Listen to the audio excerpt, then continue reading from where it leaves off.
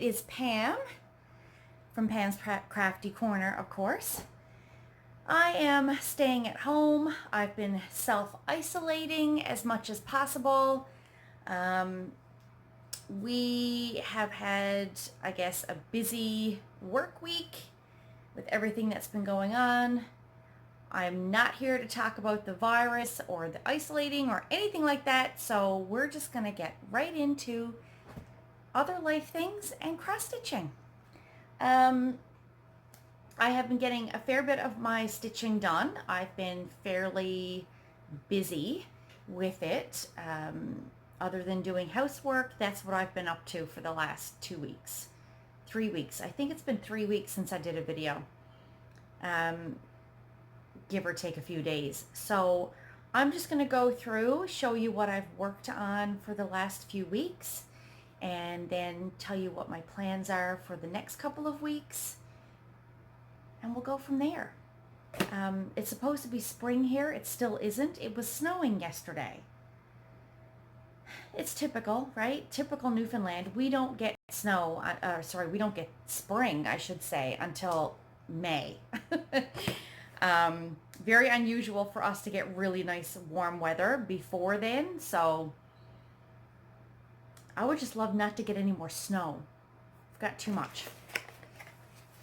So let's talk about cross stitch first. I'm here in my comfy clothes, as you can see. I'm back to wearing my band on my thumb. I have tendon issues there.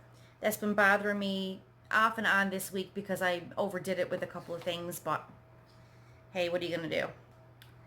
So these are in no particular order. I have been concentrating for the last, I guess since the beginning of the year really, on Jay's Folk Witch piece, and I've gotten a lot done on that. I've actually finished another page and a half, and if I can manage to work on it this evening, which I plan to do after this video is done, I should get another page finished on that tonight.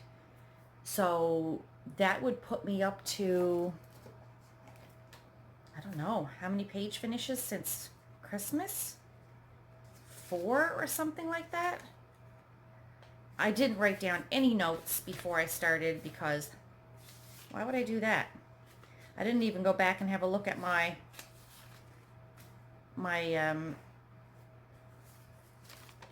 crafting journal. Yeah, I had a page and a page and a half. I finished that on the 2nd of March. And so here we are at the 21st of March, and I'm going to have another page finished. So if I keep up that progress, I will have no trouble getting that piece done by the end of the year. So, that's what I've been working on mostly at home, and then I've been taking other things with me to work just so that I don't get burnt out working on the same piece all the time. So one of the pieces I took to work this time was the Owl Forest embroidery kit for the whale, and I love the floss that's with this kit. It's all pretty variegated. It's got some nice color changes in it. So this is where I am currently.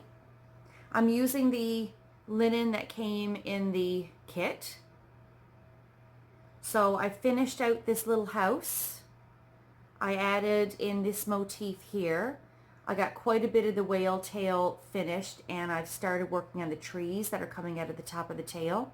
Now the lighting down here, I'm downstairs in my family room. The lighting down here is not great. This is where we watch movies and TV and stuff. I've got a big lamp that I use for my stitching, but that's almost too bright to have on. So I'm not going to apologize about the lighting. I'm just mentioning that this may look different in colors than what you're used to seeing elsewhere, and that's why. Because I don't have any daylight. It's currently dark outside, and I'm in my basement, and I'm yawning. So yeah, there's that. Okay, I started a piece for my daughter which she doesn't know about. I just have a black and white copy of the chart because I printed it off a black and white printer, but it's the Let's Get Styled by Ursula Michael. My daughter, for those of you who may or may not know, she is 21. I don't know where that time went either. 21. She's 21 years old. And she is she 21 or is she 20? I don't even remember now. She's 21. She's 21. Christ. Oh, this is the chart I'm doing for her because she is doing hairstyling at school. She's graduating this year from that. And I have gotten a fair bit done on this piece. This is where I am currently. I love the colors in this, the purples, the golds, really, really nice colors. And I just love all the little motifs, like the little mirror, the little comb. Yeah, the little rollers. These are like little hair curlers. How cute is that? So that's coming along well. I have about half of this chart done, a little less maybe. And I will get back to work at that at some point this week. This week or next week, I'll take that back to work again and get some more done on that. It won't take me very long to finish it. The next piece I'm going to review is my Death by Cross Stitch. So I don't remember where I was the last time I showed you this piece, but this is the chart. You've all seen it before, right? It's quite busy and quite a lot on the go. I have all this top section completely done, and I'm now working, where am I on this piece? I'm now working on this piece here, this section here, and this border coming down here. Why does that look so different? Oh, I know why. This is just a digital representation, I think, of what the chart is going to be like. It's not an actual picture of the stitched piece. This is where I am on my Death by Cross Stitch. So I have finished this border coming down here about a little better than halfway. And I had these letters put in already. So you would have probably seen that the last time. Yesterday I picked this up for Friday off the grid and decided to work on this yesterday, and I put in 944 stitches yesterday. And that included this little weird bird, the heart, the flower, the little butterfly, and this entire section here. And I've just noticed I'm missing one stitch right there on the corner. I'll have to remember to put that back in. So there we go. That's where I currently am. I should say, I suppose, what I've been stitching these on. This one is on 25 count antique white Lugana, and I'm stitching it 1/1. My Ursula Michael piece, I'm stitching that on 14 count Ada, and I'm using 2 strands of floss on that one. The Owl Forest embroidery, that's on 32 count, I think it's Belfast linen. I think that's what came with the kit. And I'm stitching that 2/2 on the 32 count. Yeah, I think that's it so far, right? Okay. The next piece I'm going to show you is this one. I pulled this out because I wanted to work on another full coverage piece for a few weeks and put some time into one of my other full coverages instead of just Folk Witch. So I pulled out this kit. It's Elvis Presley Roustabout by Mystic Stitch. This chart is no longer available. At least they don't have it. I don't know if you can find it anywhere else. I haven't looked, but I know they don't have it any longer. This was a full kit, and it was given to me by Allie, because she knows how much my mother loves, and I mean loves, Elvis Presley. So I had one page finished done on this already. Allie had stitched quite a bit of that page, and I continued on and finished it. So when I picked it up, I just had a little bit done on page 2, and now I have a lot done on page 2. So there you go. This is Elvis's big head. Right? It's this section here. So there you go. That's what I have done. It's a lot of plain black. So this week what I did was I went in and started filling in all the little confetti bits of gray at the top and bottom here. And then I would break that up by stitching so many rows of black. And then I would go back and stitch some more confetti. So I have I think I have all the confetti done along the top except for these couple little stitches here or there. But most of the confetti is all done along the top. I have a lot done in here, and I have a little bit left to do here, but the rest of that page is mostly black. Black, black, more black. So I'm going to take this to work with me again this week because I go back to work tomorrow night. We've been busy at work, but I don't know, work is weird lately. I guess with everything going on, we're in kind of a lockdown mode at work. So our facility is a secure environment already within the building. So you have to have certain security clearance and certain pass in order to get into our office.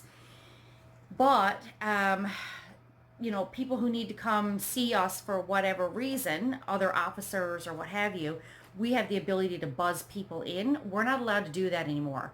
So literally the only people allowed in our facility right now are the people who are currently on shift and the cleaner. So when the cleaner comes every day, we're allowed to buzz the cleaner in.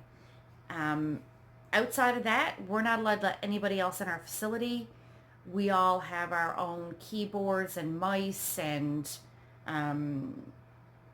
all that sort of stuff so that we're not sharing each other's keyboards and things.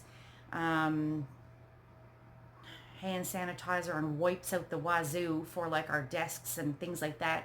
Because when I leave, somebody else comes in and sits down in my spot and replaces me. So we do share desks, but we're not sharing equipment, if that makes any sense. The actual computer monitors don't change, but everything else changes out on the desk. So we've been taking some really, I guess, extreme measures at work to try and prevent any of us from getting ill. So we also have to self-isolate when we're not working so that we can lessen the chances of us picking something up while at home. That way we're still available to work because I'm essential service. So, it's going to become very difficult if several people in my office get sick because there won't be anyone there to respond to calls. Yeah, that would be a very bad thing. So there you have it. So that is most of my cross stitching. The other item that I worked on is, of course, Jay's Folk Witch. That is still on my stand, so I haven't unhooked it and taken it off. So what I'll do is I will flip the camera around and show you Folk Witch so that you can see what progress I've gotten done on that, because I have really moved right along with that this week.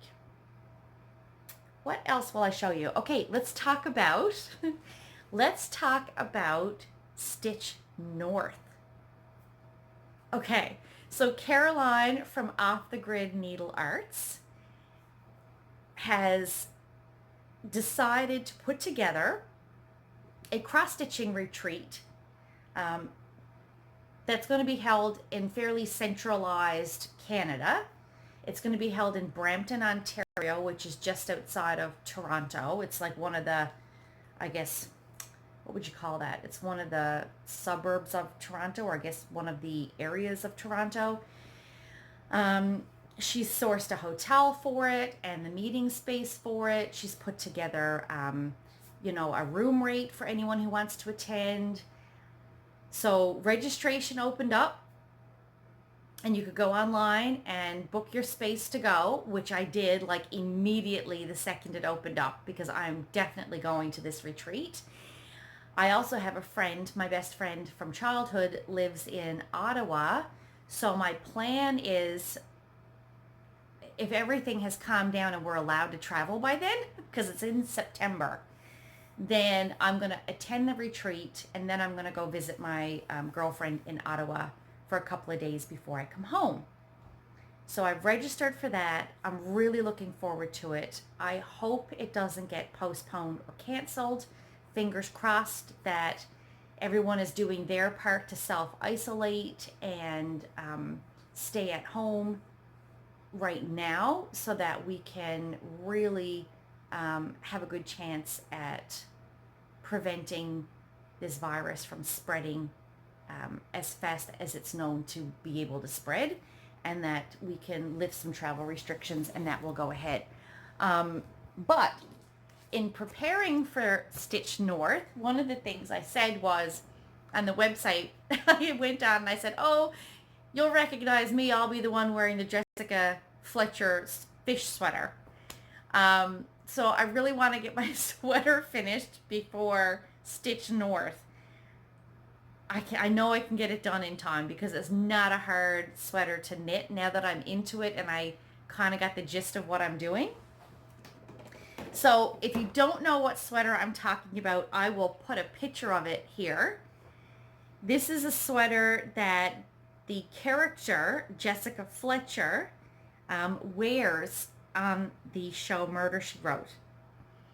I haven't seen it in a lot of the newer seasons, but in the older seasons, like the first couple of seasons, it pops up in several episodes.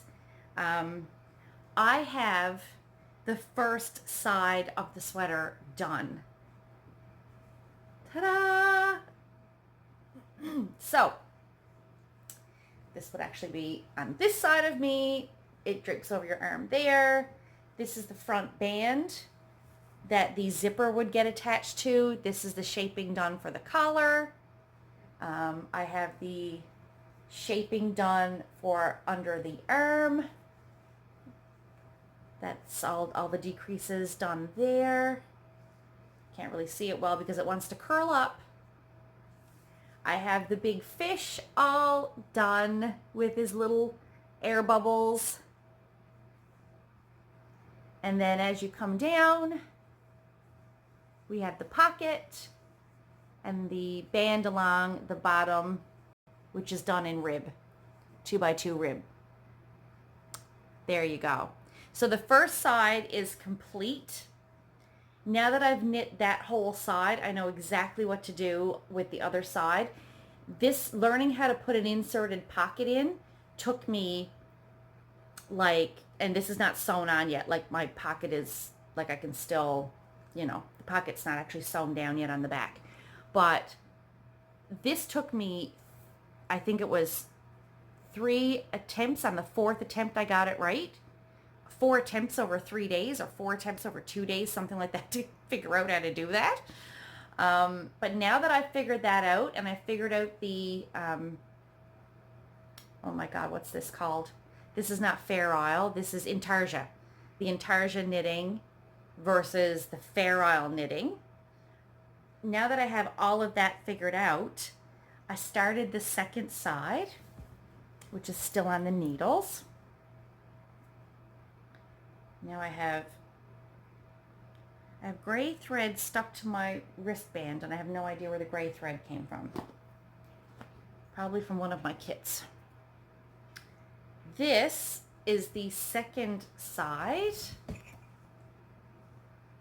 And I have the band done. I have the pocket done. I have a safety pin there just so it doesn't pull while I'm, manipulating the sweater and working on it. I don't want this to get stretched out too much, so I stuck a safety pin in there for now.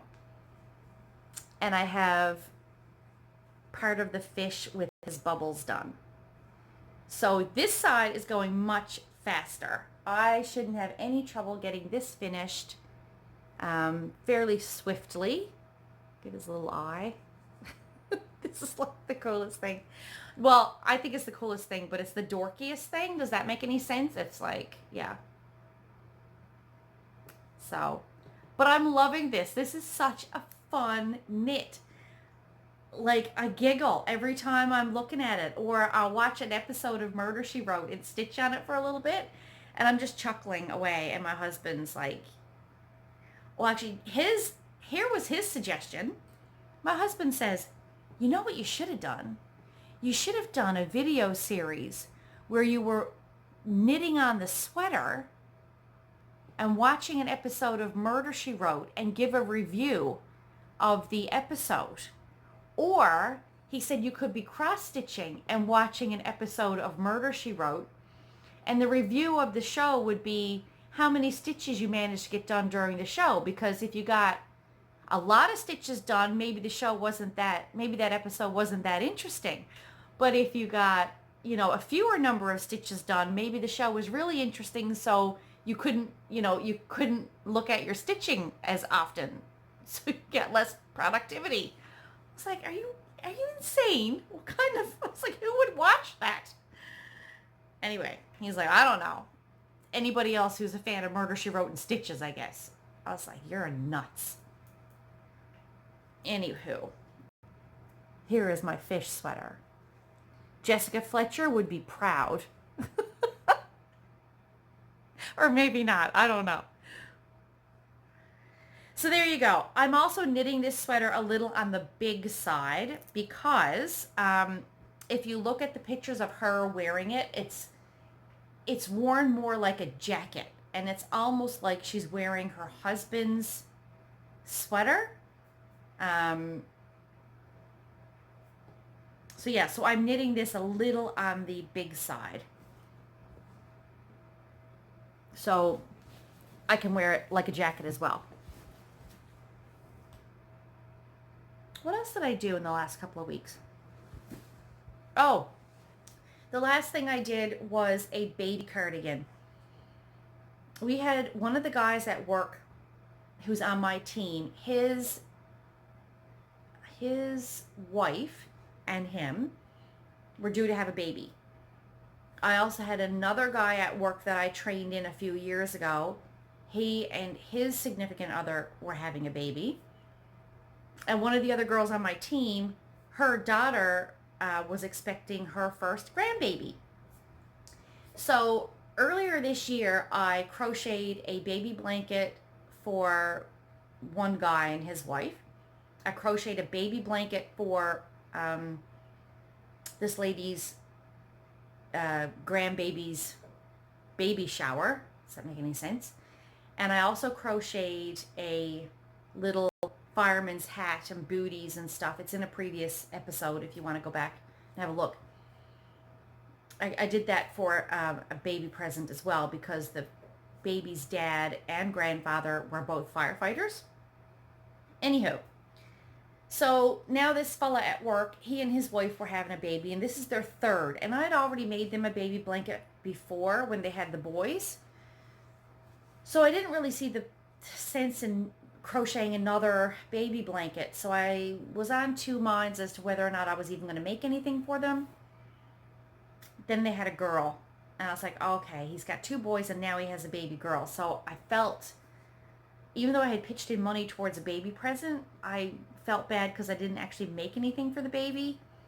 So I whipped out this baby crocheted cardigan pattern, which is done like in a chevron pattern, very similar to the baby blankets that I make. And it's meant for a 1-year-old. So I said, well, it's something that she can grow into. And I just picked up a Lions brand, one of those mandala yarn cakes. So it changes color as you knit.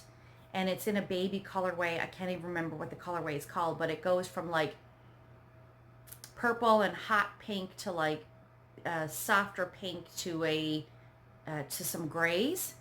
And I crocheted in 24 hours. I crocheted this 1-year-old sized cardigan, and it has a little pink button closure at the top. I'll insert pictures of it because I actually have already given that as a gift. So I put it in the bag with all the other things that we were given to him and his wife for the baby. So I was actually pleased that I did that. So that took up, I started it on night shift at work one night and I finished it at night shift the next night and sewed on the button. So there you go. So I'll flip the camera around so you can see Folk Witch. I don't really have anything else to talk about.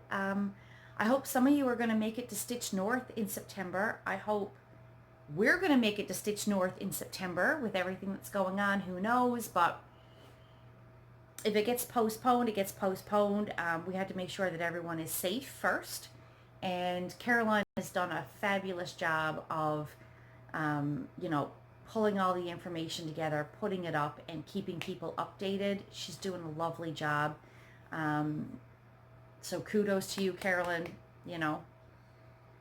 I think I said to her at one point, you're probably going to need some nerves or whatever to put up with the likes of all of us who are going to be bombarding her with questions and all of our enthusiasm for her little getaway.